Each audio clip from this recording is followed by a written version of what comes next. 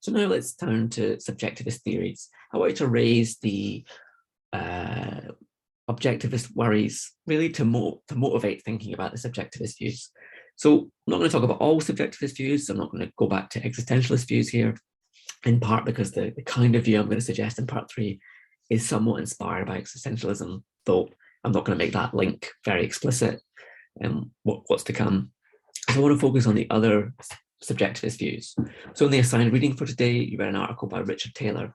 So Taylor defends a subjectivist view of meaning in life, which is desire-based, where roughly meaningfulness is a matter of getting what we desire or want.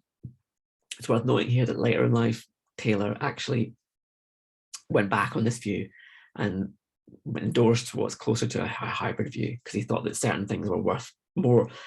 There were certain pursuits that were worth desiring or worth wanting and others that weren't. And so in his later work, he gets to a view which is at least a predecessor to Wolff's hybrid view. But in his article, I think he quite forcefully makes a case for a subjectivist view about meaningfulness. So he talks about Sisyphus fulfilled, and he thinks that in this case, Sisyphus actually has a meaningful life. Why is it meaningful? Because it's meaningful to him.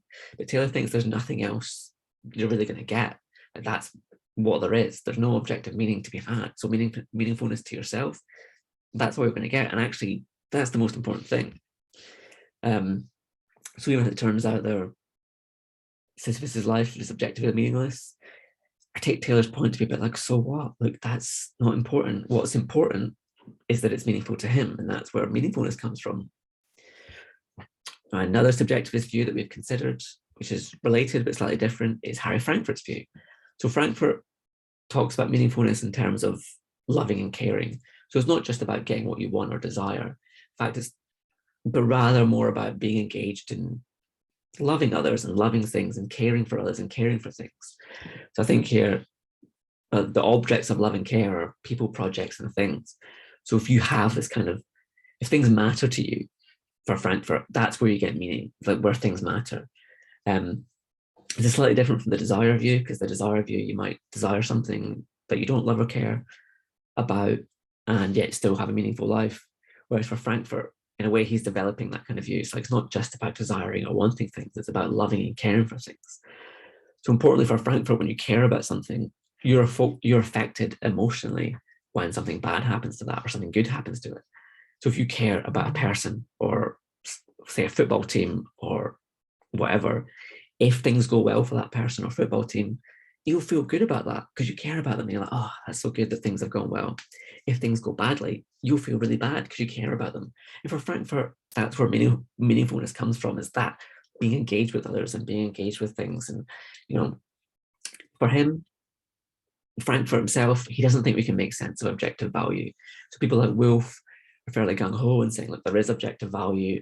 We all think this is intuitive. Frankfurt doesn't think we can make sense of the notion. He thinks we should just talk about subjective value here. So his account is a subjectivist one. Even though he's got the sense of caring and loving and being engaged with others, he's not saying that we have to care or love about particular people or particular things or anything like that. It's just important that we do care or love about particular things. So you might be really invested in a really terrible person who's really bad for you.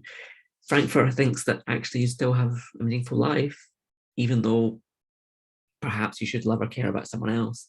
That person doesn't really merit your love or affection and care.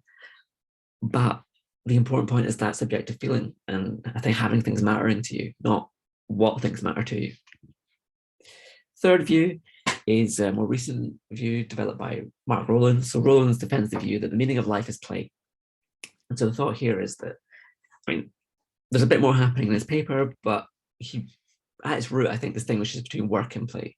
So work is things we do for the sake of other things. So if you have a job in Tesco or some supermarket or any other job, most people who have those jobs are doing it for money. They're not doing it for the satisfaction of day in, day out work. Some people might, and that's fair enough. But if you're a student and you have these kinds of jobs, often you're doing it because it gets you money to, you know, live your life, to go out, to buy food. And work is about all those things. Play, on the other hand, is things we do for our own sake. And it could be the very same thing. There could be someone who really loves working at Tesco's and gets lots of enjoyment and fulfillment out of it and treats working at Tesco's like a game, that person would be playing. Likewise, there might be something like you might play chess. For some people, that's going to be play, something you do for its own sake and you get a lot of enjoyment out of. For others, it might be work. Maybe you get some enjoyment sometimes, but you do it because, you know, perhaps you're the world record with a world leading chess champion and you make a lot of money from playing chess, so you do that. Perhaps you do it because you think you'll get esteem from your friends and colleagues, but those are all things that you do. So for Rollins, a meaningful life is one, or meaningfulness comes from taking a playful attitudes to our activities. Sorry about the typo there. I'm very bad for typos. I'll try and remember to fix it in the slides. So meaningfulness is a matter of taking playful attitudes. So what about Tim McVeigh's life compared to these subjectivist accounts? Well, in the Desire account, it seems like he has a meaningful life because he gets what he wants. Maybe that's a bit of a spoiler, but he becomes the world record nibbler champion, if I remember correctly. It's been a while since I watched the whole film, but let's suppose he does. He gets what he wants, so he has a meaningful life. On the care, love view, well, he cares and loves about being the best at nibbler. He cares about that game, cares about others. So plausible case to be made that he has a meaningful life. What about the play account? Well, on the play account, he's playing a game, but is he playing in Roland's sense? Because he doesn't seem to be playing nibbler for the sake of playing nibbler. He's playing nibbler to become the champion. He's playing nibbler to regain his world record, getting the most points. So out of the desire, care, and play view, McVeigh's life seems to be meaningful on the desire and care view, but not the play view. Does that count against the play view? Perhaps. Perhaps really McVeigh's life is one that should come out as meaningful, but perhaps not. Perhaps it shouldn't. It depends what we think about McVeigh's life and what intuition we have and what intuition or judgment we think should guide our theorizing about meaningfulness in life. So even though there's a lot of plausibility, I think, to these subjectivist views, they have a lot of counterintuitive implications. And so I'm taking this list of counterintuitive implications from Thaddeus Metz's Stanford Encyclopedia entry on meaning in life. So the worry here is that if you're a subjectivist, it threatens to make a long list of very odd things sufficient for a meaningful life. This includes staying alive, harming others, maintaining 3,732 hairs on your head, engaging in conspicuous consumption and being self-absorbed, collecting bottle tops, memorizing the dictionary, recounting the number of tiles on the bathroom floor, watching reruns of the television show Buffy the Vampire Slayer. I mean, that seems pretty meaningful to me, but like, you know, for some people that'll be counterintuitive. Lining up balls of torn newspaper in neat rows, ingesting your own excrement. So thought here is that, you know, these are all things that people could either consider play. These are all things that people might want or desire, and these might all be things that people love and care about. I thought is if you think that engaging in one or all of these or a number of these activities as being sufficient for a meaningful life, that's just counterintuitive. That doesn't make sense. Like these things none of these things lead to a meaningful life. And these kinds of counterintuitive implications are what support what I'm now going to call the objectivity objection.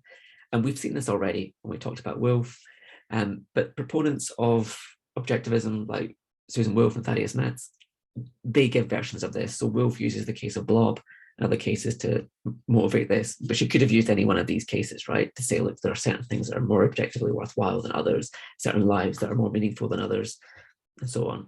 And the main point here is that there are better or worse things, or things we ought not want, or ought not want to desire, love or care, or make the object of play. So that's supported by the counterintuitive implications. It does seem that that can then be extended to any subjectivist feature, right? Regardless of which subjectivist feature you come in, people are always going to say, look, there's a better thing you could be doing or a worse thing you could be doing here, which shows that certain pursuits in life, certain lives are more meaningful and others are less meaningful. Some are meaningless, some are maximally meaningful, and so on. So that's the position the subjectivist is in, is that, you know, there are all these counterintuitive implications. And it seems like that's too much of a cost for the position to bear. And in fact, our intuitions point towards there being objective facts about meaningfulness.